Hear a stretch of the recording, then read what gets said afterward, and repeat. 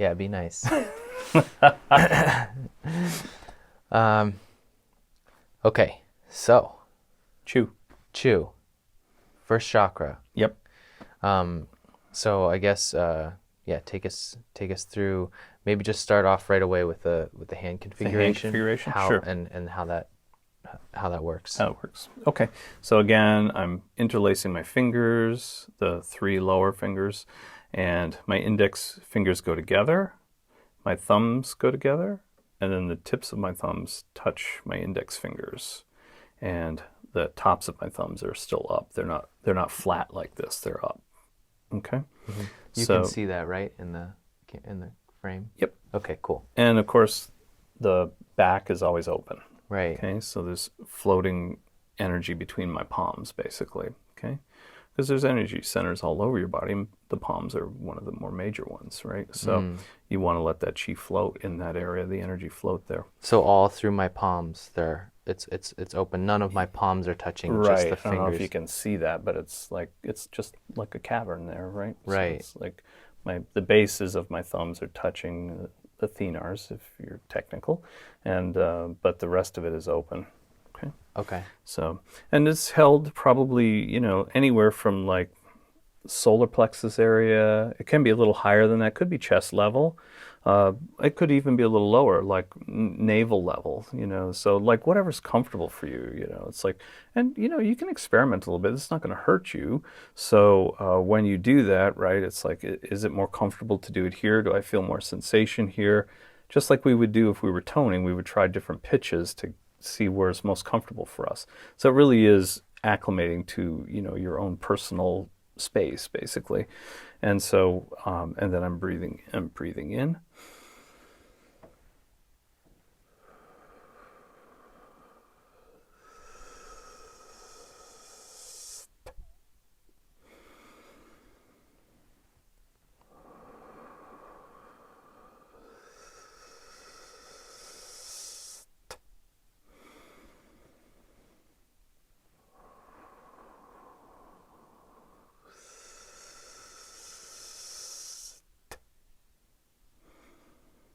And that's it. I break my hands apart, palms on my legs, and just relaxing there for a moment. It can be eyes open, still gazing at the diagram if you want, keeping that connection moving, acclimating to it, making that sympathy between the diagram and the first chakra. Even though it's there, it's nice to have a conscious connection with it as well, right? So, or it can be eyes closed too, just to sort of tune in inside, notice anything about the physical body that's going on, notice anything that's happening emotionally, mentally, are my thoughts more quieted? Are my thoughts more racing? Do you hear your heartbeat? Do you, all of those things, just sort of taking a quick reference. And you can be there for a few minutes if you want, but I would say at least a minute if we're doing it for real. You want to always, no matter what you do, whatever exercise we do energetically, we always sort of wait at the end to sort of let our senses stretch out and sort of sense what's going on, both internally in our bodies and then energetically around us as well, right? So, because it does change things. So it's good to check in and see how it changes from your normal walking around you. Right. And as they acclimate to each other and get closer and closer to the same thing, because things will be moving quicker. And so when you're, walking around you, it's still going to be more stimulated than the average person that's not doing this. Right. Now I noticed when you were finishing with the sound, do you There's a little tense. there's a little tense, but is it tense through your arms as well? A little bit. Yeah. So it's sort of like this slow progression from very relaxed, just tense in the stomach to, slightly more and more and more and more tense. It's almost like you're everything becomes tense, and it's like you're shooting that beam from your fingers to the diagram itself. Okay, making that connection stronger at that point. It's like there's that constant beam that you're imagining that's there, but there's almost like a wave of a pulse that goes through it at the end, just to make a stronger connection, basically. Right. Now with each one of the diagrams, the beam that you're imagining of light coming out, connecting to the diagram, comes out of a slightly different part of your hands. Yes. So with Chu, it comes out of the tips of your index fingers. Correct. Okay. Yep. And we'll go, each one will tell you where it's supposed to Right. emanate from. Uh-huh. Right. So it's, yeah, it's a little bit different for each one. Okay. And so yeah, so talk to me about the Chu. Okay. So the first Kinja, or the first chakra, Chu, it's the only chakra that originates in the back, right? Like basically it's the sacrum. And so, from their standpoint, a Tibetan standpoint, it's the sacrum.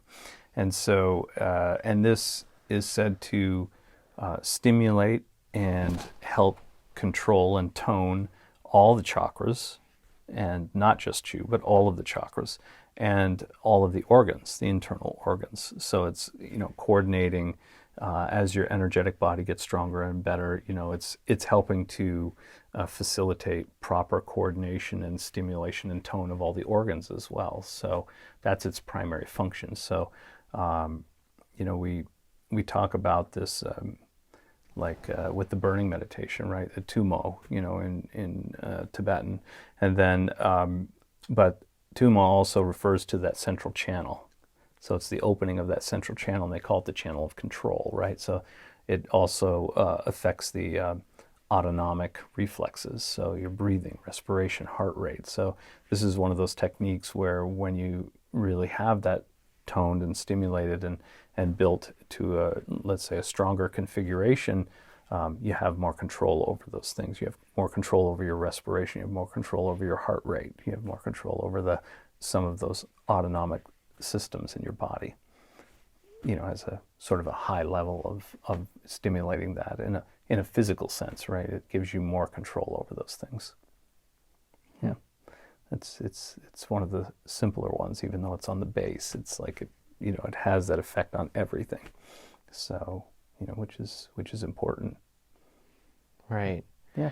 And again, there was a question about if we like in the future, as we're doing these routines and going forward, that idea of like, can we just work on, like, if we wanted to just work on our throat chakra, could we just do the throat one? Or I know we haven't gone to that point yet, but but is there a purpose to, is that okay to do?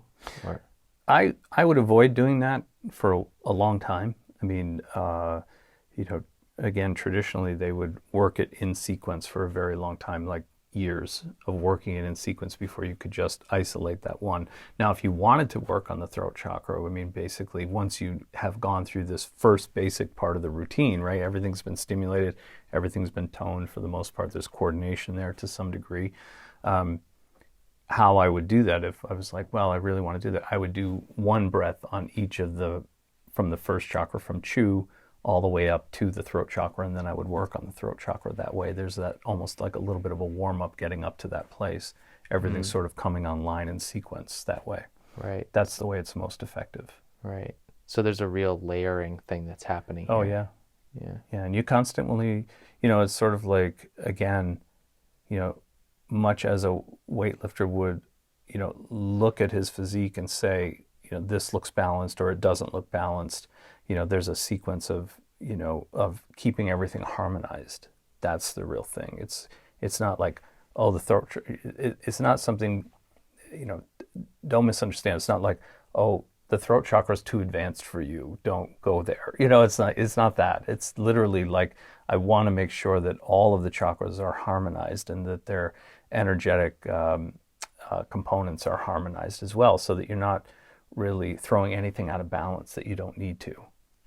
So, which isn't, it's possible to do that. So, it's best just to stick with the protocol that works and go from there. But it's not about, it has nothing to do with like, you can't handle the truth.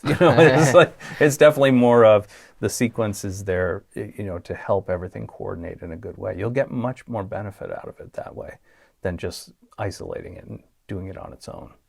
For now.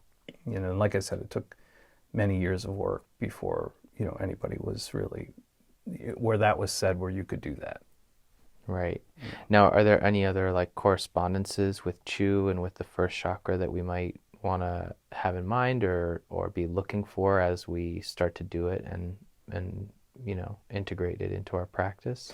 It's one of those things where this is where, again, uh, no more than what I've said at this level, as far as toning and stimulating each of the chakras in turn.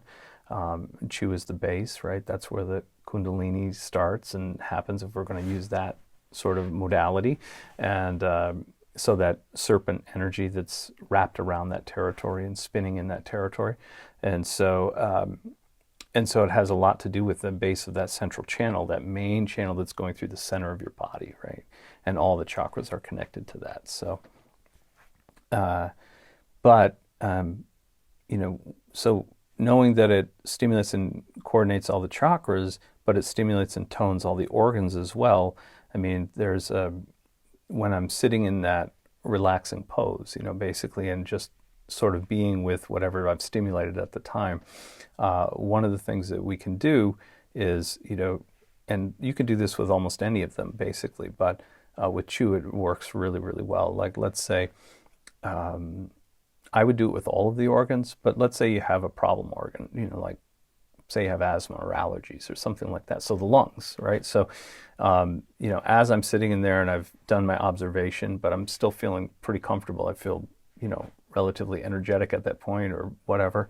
And it's almost like I'm moving my awareness to my lungs, and it's like I'm smiling at them, in a strange way of thinking. It's like I'm having there's no real, I'm not sending an impression or anything other than the impression that my subconscious already knows and my conscious mind knows when I get a small smile on my face. It's like it's a general warm, good feeling, right? And in this way of doing it, just sort of thinking about my lungs as the breath is going in and out, being in that calm, relaxed state, and I'm just sort of thinking, and I'm, it's like a slight smile on my face, and I'm just directing it internally toward the lungs.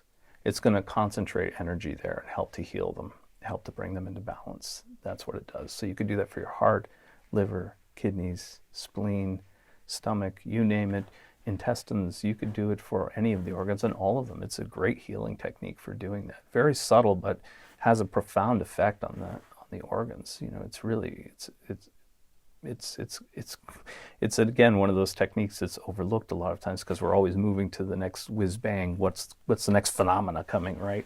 But this is a great way to stimulate and tone the organs as well, and really bring them back into a perfect healed state.